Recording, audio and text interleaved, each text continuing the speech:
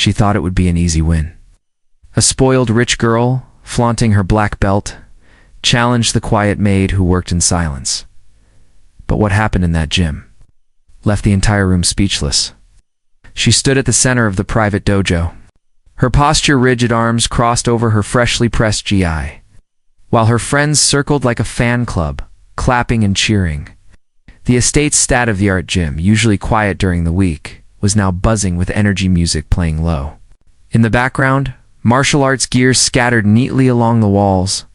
The girl had just finished demonstrating a roundhouse kick, landing it perfectly on a heavy bag with a sharp thud. Her audience erupted in applause, especially when she turned around with that smug grin. "Another medal in 2 weeks," she announced, tossing her ponytail. "Coach says I'm a level above the competition already." Across the room, silent and steady, the maid continued folding towels by the shelf.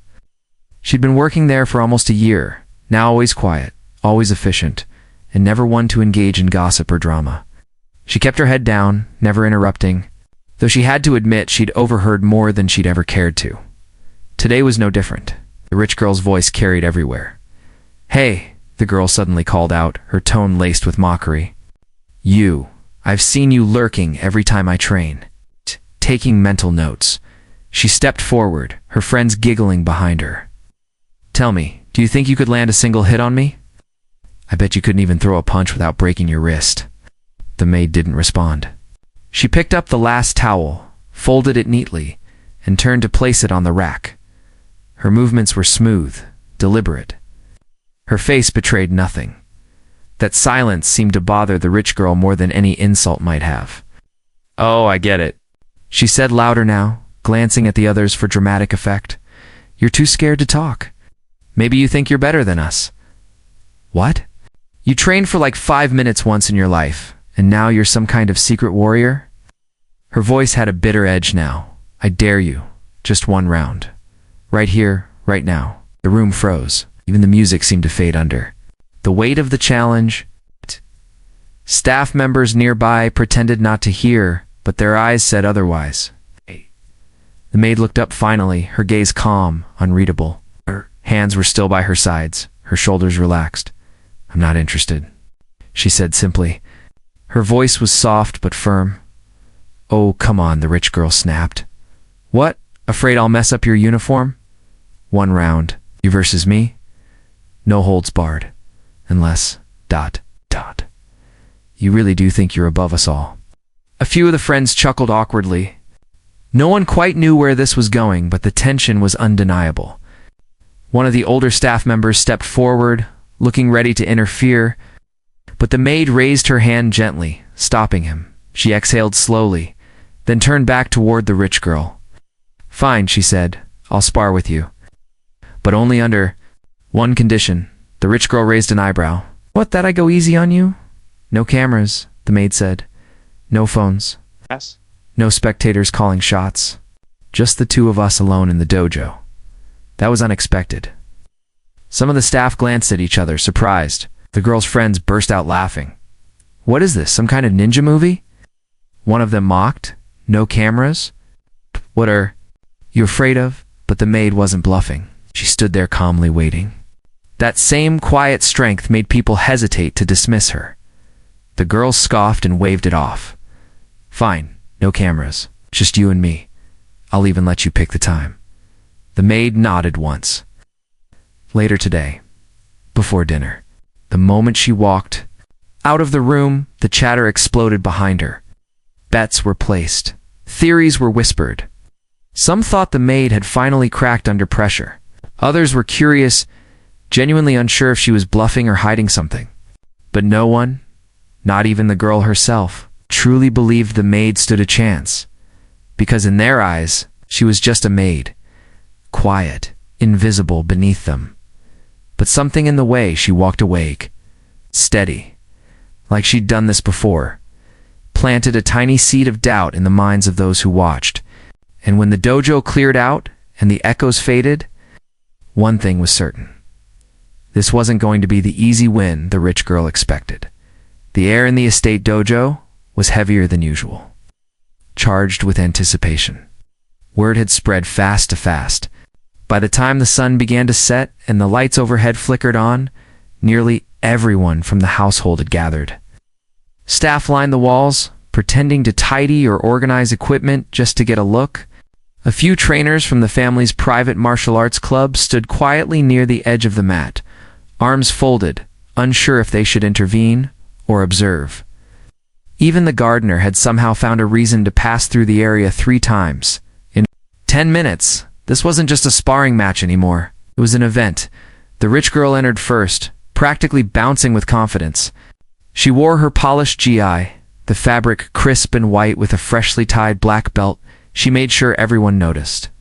Her hair was slicked back into a tight ponytail, not a strand out of place. She stretched dramatically, cracked her knuckles, and looked around as if she were the star of a primetime show. "Let's make this quick," she muttered, loud enough for those nearby to hear.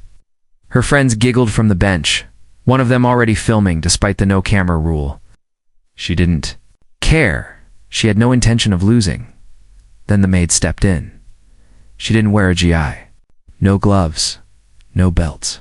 Just a plain dark tank top, loose workout pants, and bare feet.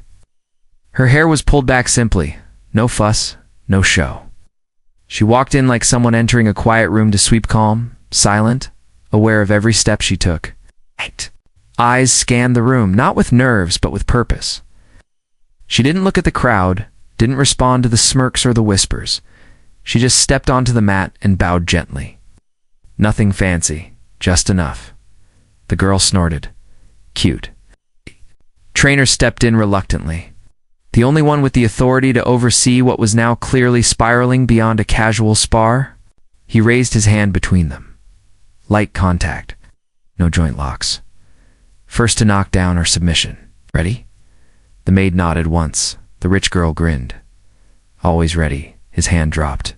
Begin. The rich girl didn't hesitate. She launched. Forward with speed, a textbook front kick, aimed straight at the maid's midsection.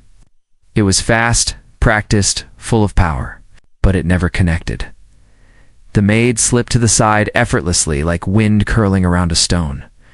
The crowd barely registered what had happened before another strike came, a spinning back fist this time, sharp and rehearsed. Again the maid dodged.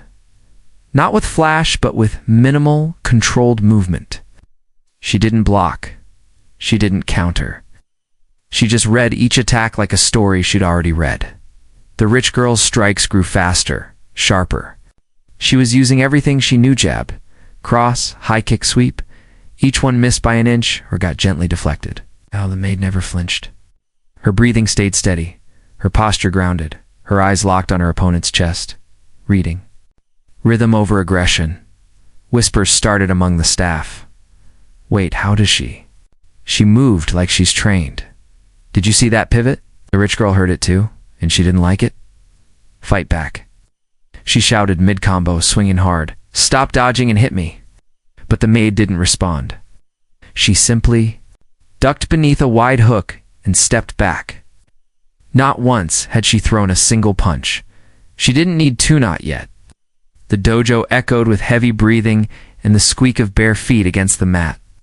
The audience leaned in closer, caught between disbelief and awe. Frustration began to bloom in the rich girl's movements. Her technique started unraveling, hands dropping, feet too wide. She was getting sloppy, not from lack of training, but from being bested at a game she believed she owned. She lunged with a desperate roundhouse kick, telegraphed and wild. And finally, the maid moved. She stepped inside the kick, not away from it, but toward it, hand twisted low. Her hands swept the girl's standing foot in a smooth circular motion. The next moment felt slow. The rich girl's foot left the mat, her eyes wide with shock as her balance vanished. Then thud. She hit the ground hard. Flat on her back, wind knocked from her lungs. Silence swallowed the dough. No one moved. Even the trainer stared in disbelief. That single, clean move, perfectly timed, effortlessly executed, wasn't just good, was masterful. The maid stepped back calmly, bowed and waited. No gloating, no smirk, just silence. The rich girl gasped, sitting up slowly, her face a mix of confusion and rage. You. "You cheated," she muttered, clutching her ribs. But even she didn't believe it. The maid said nothing. She simply turned and walked toward the edge of the mat. Not a single staff member made a sound. They only watched her go, a figure they thought they knew now, a mystery none of them could explain. And behind her, the rich girl sat still on the mat, not just defeated, but cracked. Not physically, but somewhere deeper. Something she'd built her identity on, her skill, her pride. Her superiority had been broken in front of everyone, and the one who broke it didn't even need to land more than a single touch. She sat on the mat, dazed and humiliated, her pride more bruised than her body. Around her, the silence lingered like smoke after a fire, thick, uncomfortable, undeniable. She pushed herself up slowly, her fists clenched, face flushed deep red, not from effort, but from embarrassment. She cheated, she spat, though her voice lacked conviction. No one responded. No one backed her up. Even the few friends who had cheered so loudly earlier now stood still, their excitement drained. The room had changed. Air had shifted, and everyone could feel it. Across the mat, the maid stood motionless. She bowed, simple and respectful, then turned without a word. Her steps were quiet, measured, humble. Not once did she look back. Not once did she gloat. It was as if nothing had happened, as if the match was nothing more than a chore she had completed and moved on from. But as she passed the line of onlookers, something unexpected broke the silence. "Do you even know who she is?" It was the voice of one of the senior staff members, an older man who had worked on the estate longer than anyone else. His voice wasn't angry or proud, just curious, heavy with implication. The rich girl froze. Her friends turned toward him, puzzled. "What? Do you mean?" one of them asked. The man stepped forward slightly, his eyes still following the maid as she exited the dojo. "You all think she's just a housemaid, don't you? But none of you ever bothered to ask her name. You don't know where she came from, what she's done?" The rich girl scoffed, brushing off his words like dust on her sleeve. "Hey, she works. Here, that's all I need to know." "No," the man said, more firmly now. "That's all you chose to know." The words sank into the room like a slow drip of truth. No one replied. Later, after the crowd had dispersed and the dojo lights were dimmed, whispers started moving through the estate. The trainers talked among themselves in hushed tones, recalling the maid's posture, her breathing, her timing. Those weren't beginner movements, weren't even intermediate. They were clean, elite, practiced in a way that couldn't be faked, in the quiet of the staff quarters. Away from the noise and wealth of the main house, the truth began to unfold, not through confrontation, but through memory. A photo, folded and tucked away in the bottom drawer of a staff locker, showed a younger version of her, standing on a podium in a worn GI. Gold medal around her neck, fists raised. Her expression even then was calm, not proud. Next to her stood international competitors, people who had gone on to the Olympics. She had walked among them once, years ago. Before she ever stepped foot on the estate, she had trained under a grandmaster overseas. She was known in closed circles for her control, her form, and her absolute lack of ego. She never celebrated loudly, never chased sponsors, but she won, often cleanly. And then, without explanation, she disappeared. The story only known to a few is tragic. Sparring accident during a national-level bout. Her opponent had collapsed after a fall, and while she was cleared of wrongdoing, something in her broke that day. She withdrew from the circuit. She declined every offer. She left the world of trophies and competition behind, trading it for silence. For a quieter life where no one would ask questions, and no one would look at her like a fighter again. She chose to become invisible. She had done it well, until today. Now no one could see her the same way again. In the kitchens, people worked with more deference around her. In the halls, even the butlers stood straighter when she passed. Trainers avoided eye contact, unsure whether to speak or bow. Respect, not fear, followed her like a shadow. Meanwhile, in her upstairs bedroom, the rich girl stared at the mirror, the bruise on her shoulder barely visible, but the bruise on her ego clear as day. Her friends had stopped texting. Her followers hadn't gotten their usual content, Even the video that had secretly been recorded never got posted. Something about it didn't feel right anymore. She paced, angry at herself more than anything else. Not for losing, but for underestimating. For thinking belts and money gave her power, for seeing someone every day and never once trying to understand them. The more she replayed the fight in her mind, the more she realized how completely outmatched she'd been. It wasn't luck. It wasn't a fluke. It was experience, precision, mastery. She sat down on the edge of her bed, the room painfully quiet. All the trophies on her shelf suddenly felt small, plastic, hollow. She hadn't just lost a fight. That day she had lost her sense of superiority. She had lost the illusion that effort is only visible when loud. She had lost the belief that strength looked a certain way, and in its place, humility crept in. Unwelcome, but undeniable. The sun had barely risen when she found herself standing in the kitchen, clutching a cup of coffee like it might do the talking for her. She was doing, not really. Apologizing wasn't something she did often, if ever. But something about the silence after the fight, the look in everyone's eyes, the memory of the mat against her back had gnawed at her all night. Now, in the quiet hush of morning, she stood at the threshold of the staff hallway, awkward and unsure. When the maid finally appeared, moving with the same quiet grace as always. Her hair pulled back, sleeves rolled up, ready to start the day, there was a moment where neither of them spoke. The girl extended the coffee. Her voice barely broke the air. "You were good," she said, eyes cast low. "Too good." The maid took the cup gently, offered a small, almost imperceptible smile, and nodded once. No need for words, she turned, and continued on with her duties, unbothered, unchanged. That was it. No lectures, no smugness, just silence and clarity. And in that moment, something settled inside the girl, something uncomfortable, but necessary. She had come expecting to feel like she had done enough. Instead, she felt the need to do more. That same day, she returned to the dojo alone. No friends, no cameras, no ego. She stood in front of the mirror and watched herself move. The strikes she had once thrown with pride now looked sloppy, rushed, impatient. She had always relied on power and speed, and yet in her fight with the maid, none of it had mattered. What she remembered most wasn't the pain, was the stillness, the control, the patience. The way the maid moved like water with no wasted effort. She spent hours that afternoon watching old tournament footage, rewinding and replaying, trying to see what she had missed all this time. Her black belt, once the centerpiece of her pride, now felt like a question mark wrapped around. Her waist, days turned into weeks. Her attitude shifted in ways even she didn't fully notice. She stopped bragging during practice. She listened more. Ask better questions.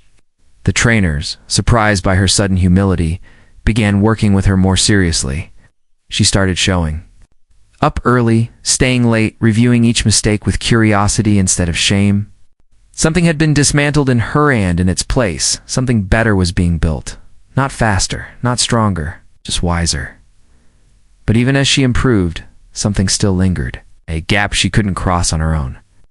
Late one afternoon, after a particularly long session, she found herself standing outside the back courtyard, where the maid often took her break. She stood there for a full minute, unsure if she should turn back, but she didn't. The maid looked up as she approached. There was no surprise in her expression, just the same calm observation she always carried. "I've been training," the girl said, her voice steadier than expected. "Really training, watching, studying, listening." She paused. "I realized I've got a long way to go." The maid didn't interrupt. She just waited. "I know I acted like a brat," the girl continued.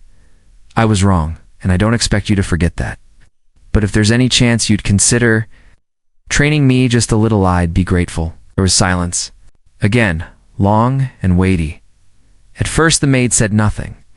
Her eyes held the girl's for a moment longer than usual, as if searching for something behind the words. Then finally she shook her head. "No," she said. The girl's heart dropped, though she nodded in understanding. But before she could turn away, the maid added quietly, "Not unless you train for the right reason." The girl looked back, confused. "You don't need another teacher to win fights," the maid said. "You need to learn why you're fighting. In the first place, till you understand that, nothing I teach will matter." The girl swallowed hard. "Then teach me that." The maid studied her for another long moment. Finally, she stood and gestured toward the grass behind the courtyard. "We train in silence, no audience, no belts, no titles, just movement, just breath." And so it began. Not in the dojo, not in front of mirrors or trophies, but on quiet. Mornings behind the estate, under trees and sky, where only the wind could witness.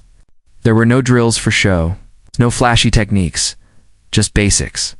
Repetition, breathing, balance, the same movements over and over, until they weren't just understood, they were felt. And in those moments, side by side, a new bond formed a knot.